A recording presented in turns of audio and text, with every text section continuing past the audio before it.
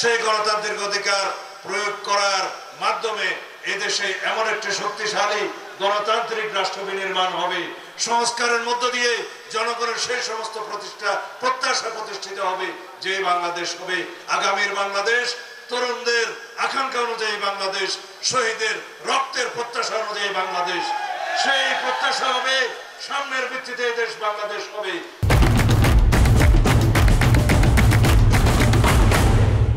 সেই প্রত্যাশা অনুযায়ী, সেই জনপ্রত্যাশা অনুযায়ী, শহীদের অঙ্গীকার অনুযায়ী এই দেশ হবে বৈষম্যহীন সমাজ ব্যবস্থার বাংলাদেশ।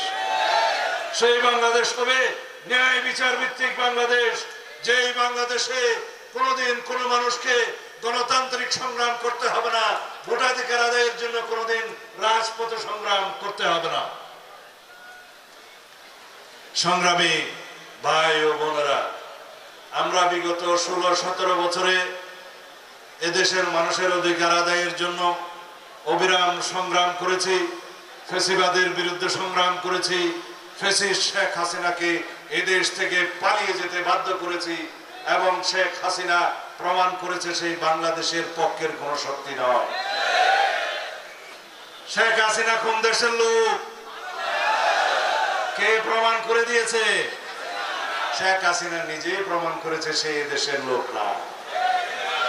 আওয়ামী লীগ নিজেই প্রমাণ করেছে তারা এই দেশের কোন রাজনৈতিক দল ছিল না, তারা অন্য একটি দেশের একটি রাজনৈতিক দলের অঙ্গ সংগঠন ছিল বাংলাদেশে। শেষ পর্যন্ত শেখ হাসিনা মরিয়া প্রমাণ করিল তিনি ভারতের লোক।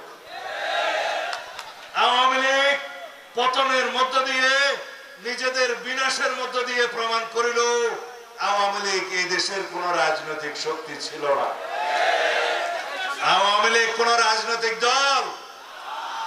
আওয়ামী লীগ ছিল একটা মাফিয়া শক্তি, আওয়ামী লীগ ছিল একটা সন্ত্রাসবাদী গোষ্ঠী, আওয়ামী লীগ ছিল একটি ফ্যাসিস্ট গোষ্ঠী। আওয়ামী লীগ কোন রাজনৈতিক দলের নাম নয়। কখনো আওয়ামী লীগের রক্তে কোন গণতন্ত্রের লেশ মাত্র ছিল না। আওয়ামী লীগের ডিএনএতেই গণতন্ত্র নেই। সুতরাং আওয়ামী লীগ নামের কোন সংগঠন কোনদিন রাজনৈতিক সংগঠন ছিল না, ভবিষ্যতেও হবে না। সুতরাং বাংলাদেশে আওয়ামী লীগের রাজনৈতিক কর্মকাণ্ড সঠিকভাবেই সন্ত্রাস বিরোধী আইনের মাধ্যমে নিষিদ্ধ করা হয়েছে, ঠিক কিনা? কোন আইনের মাধ্যমে? সন্ত্রাস বিরোধী আইনের মধ্য দিয়ে আওয়ামী লীগের রাজনৈতিক কর্মকাণ্ড নিষিদ্ধ করা হয়েছে, বিকজ আওয়ামী লীগ একটি সন্ত্রাসবাদী সংগঠন। আপনারা কি দেশে ভালো রাজনৈতিক সংস্কৃতির চর্চা করতে চান? তাহলে পারস্পরিক শ্রদ্ধার সাথে প্রত্যেক রাজনৈতিক দলের প্রতি সম্মান প্রদর্শন করতে হবে, সেই সংস্কৃতি চালু করতে হবে।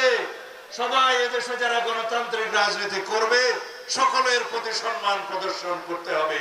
এটাই হবে আমাদের রাজনৈতিক সংস্কৃতি। যে রাজনৈতিক দলেরই বন্ধু হন, সদস্য হন, নেতা হন, প্রত্যেকের প্রতি আমরা সম্মান প্রদর্শন করব। বাংলাদেশে যাতে আর কোনদিন কোন রকমের ফ্যাসিবাদের উত্থান না হয়, কোন রকমের কোন শেখ হাসিনার মতো ফ্যাসিস্ট শক্তির উত্থান না হয়, সেই জন্য আমাদেরকে গণতান্ত্রিক চর্চা অব্যাহত রাখতে হবে।